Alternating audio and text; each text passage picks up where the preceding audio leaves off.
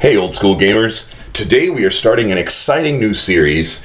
It's exciting for me. I was putting this material together and just getting really jazzed about sharing it with you. So what we're looking at is, a lot of people have asked me lately, one of the most common things people ask me, because what I'm trying to do, because people talk to me all the time and ask me all kinds of stuff and talk to me about all kinds of stuff, and then I have to decide what to talk about in these videos. And so I try to hit the most common thing that the most people seem to be talking about to help as many people as possible. So one of the things that people have been asking me about lately is about pro GMing. People are very interested in, hey, John, I get it that you pay your bills with this. How do you do it? And they have a question about this or that or whatever. And so I kind of put together thoughts about being pro GM and stuff like that. So this first part of the series is about how to give people what they want. And I'm going to kind of start it with a story. And, I'm a game master. I tell stories. Okay. But back in the 1990s, I actually got a job. I graduated in 1995 with a degree in biochemistry. And as you can tell, I just use that degree in biochemistry so much now that I got in 1995 as a professional GM in 2023. But, regardless there, still paying back student loans too. But anyway, so in 1995, I graduated with my degree in biochemistry, and by 1997, I got to my first layoff.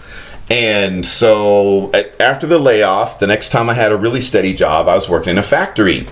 And there's this guy that I knew in the factory who was just this, he was, younger than me. I was already in my late 20s because I'd graduated college and been out of college for a couple years. This guy'd barely gotten into his 20s. He was 20 or 21, something like that. And he would bring his art to work, and he'd work on it during break or downtime or whatever, and his art was absolutely amazing. Just blew me away. The sci-fi art, the comic book art, the cartoon art, the fantasy art, just all of it was just breathtaking to me. I'm a nerd. I appreciated all that stuff. And what happened was I really pushed him and encouraged him. That's one of the things that I do. I'm an encourager, and I'm encouraging people now, if they want to pursue this pro GMing thing, to do it, and trying to help them do it by sharing what I've seen, what I know. And so I really pushed this guy to man, you are so awesome. You should succeed. You are great. You're terrific. I became his fanboy. And then but I learned a hard lesson. I was in my 20s, and I realized that sometimes we can want things for people more than they want them for themselves. So this guy told me one of his stories, and he said that he had taken his art to different people working at different companies, and he'd actually scanned his art and shown it on his portfolio. This was the 90s. The internet wasn't all that it is today, but even then, artists could have an online portfolio. And he said that he got feedback from Disney. And Disney told him in the 1990s that he had everything that he needed to succeed as an artist, but one thing. And what they told him, that this was from Disney. They told him, dude, all you need is just one more thing. Well, what is it? What's that one more thing? Well, they said the one more thing that he needed was he needed to diversify.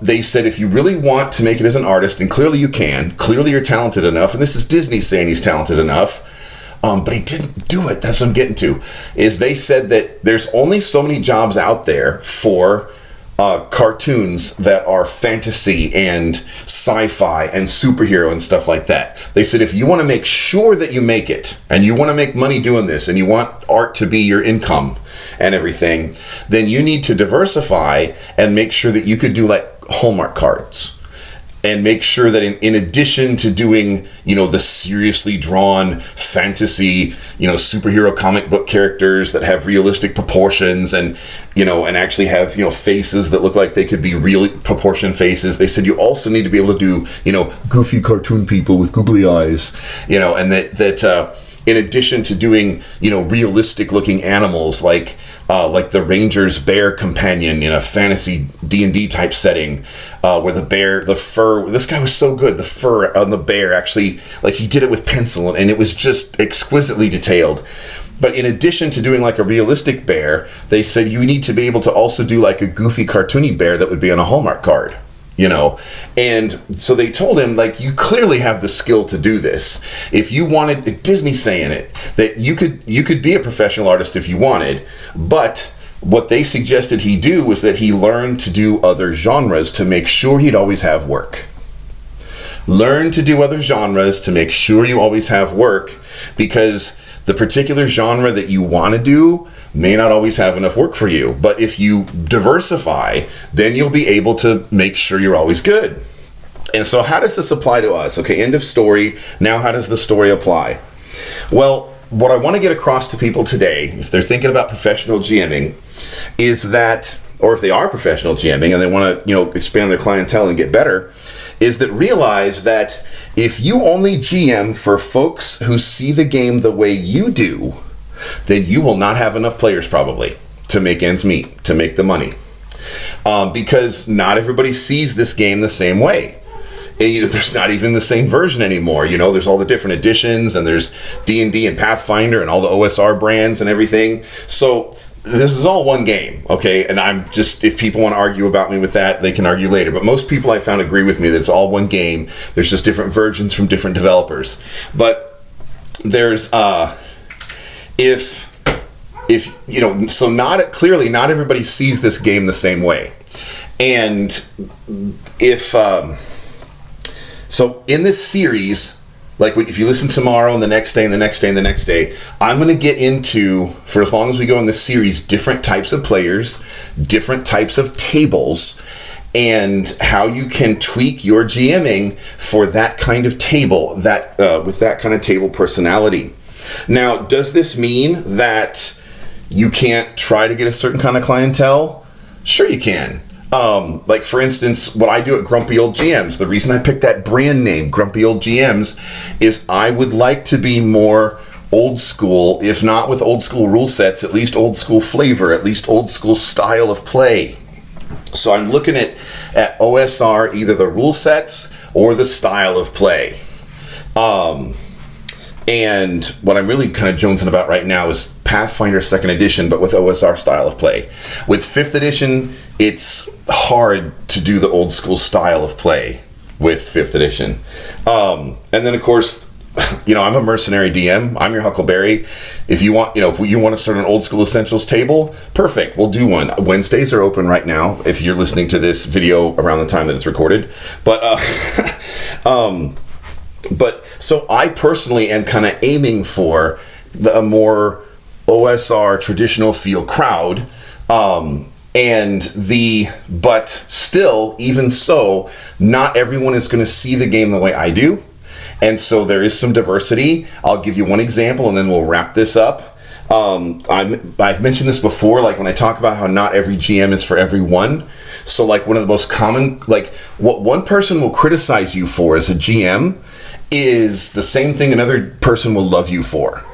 Okay, so and what one person loves you for, another person's gonna hate. So not every GM is for everyone. So, for example, those of you who've been in games with me, I love lore. Okay, I am like a lore nut. All right, I don't know if I'm a lore master, but I'm a lore nut at least. Okay, so I'm a lore nut, and if people.